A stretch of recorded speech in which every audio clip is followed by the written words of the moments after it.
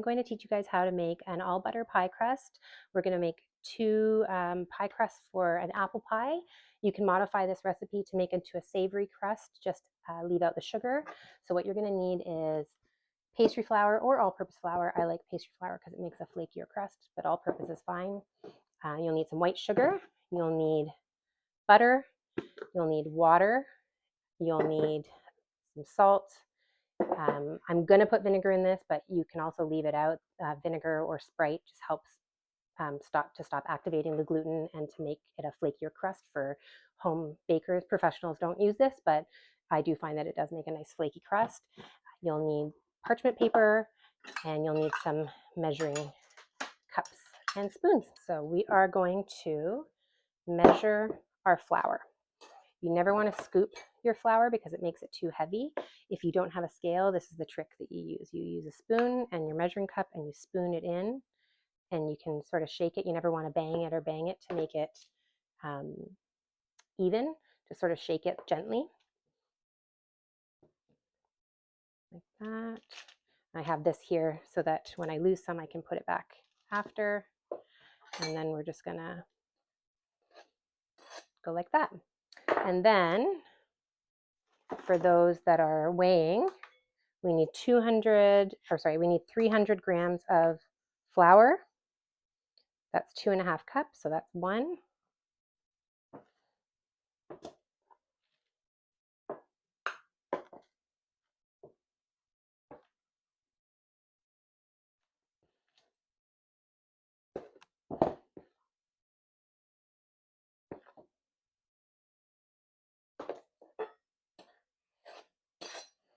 Two.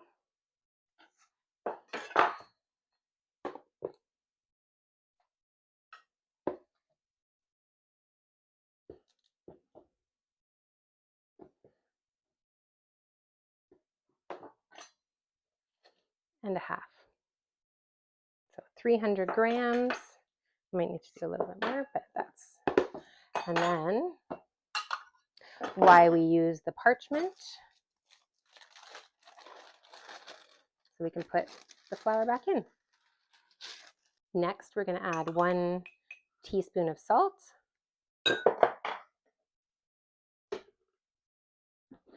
1 tablespoon of sugar.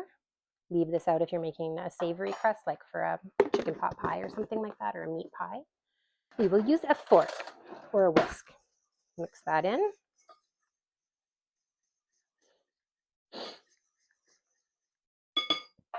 And then we're going to have 1 cup of ice cold butter, cubed, and that works out to be 226 grams of butter that we will add to our flour. And now I like to mix it by hand. You can totally use a food processor or blender. You just want to make sure that there are pea-sized pieces of butter. You don't want to make it all like sand. Sand is a short crust, which is great for quiches and things like that, but we are making a flaky pie crust, so we want to make sure that there is butter that laminates into the dough. And I just like to kind of do this.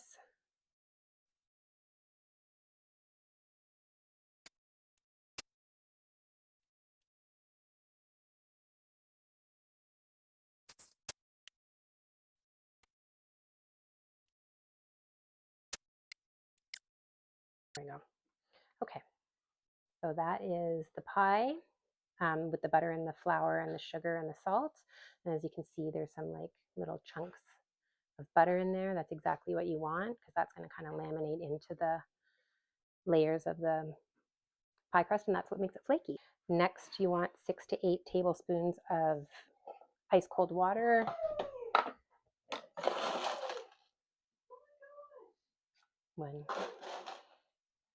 I'm putting 2, so that's 8 tablespoons altogether with 2 tablespoons of ice. And we're just going to let that melt. And then if you want, you can add 1 tablespoon of vinegar, and it does help make the pie crust a little flakier for home cooks. So that's what we will do. Pie. And we'll just let that water, the ice melt a little bit so it's nice and cold. my ice melts really fast because it's like little, we have a little ice machine and it makes little nugget ice, so it melts really fast. But if you don't have an ice machine, you can put big chunks, big ice cubes in there and then just take them out, or you can stick it in the freezer for like 15 minutes. All right, now we are going to add a little bit. We're not going to add it all because liquid is hard to measure. It depends on the temperature. It depends on the humidity outside, how much water, that all adds water. Water gets added by the air. So if it's humid outside or you live in a humid place, you want to just be a little bit more careful depending on the time of year that it is. Winter is drier where I live, but some places it's more humid. So I do need all of the water and liquid that was in here. So we're good, and it's going to make a nice pie crust here.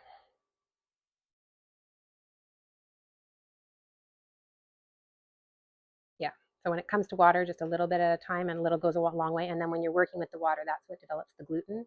So again, for home cooks that are nervous about developing gluten, you can add some vinegar.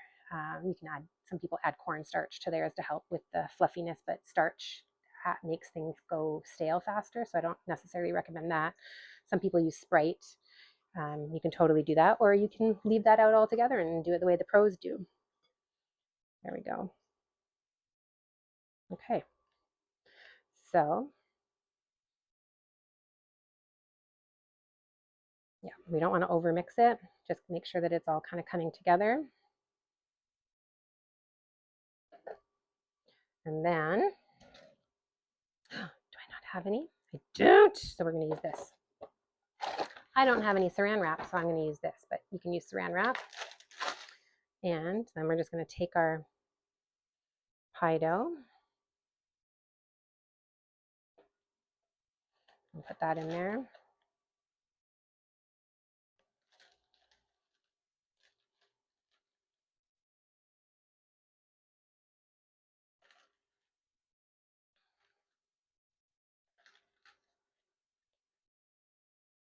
And we will put that into the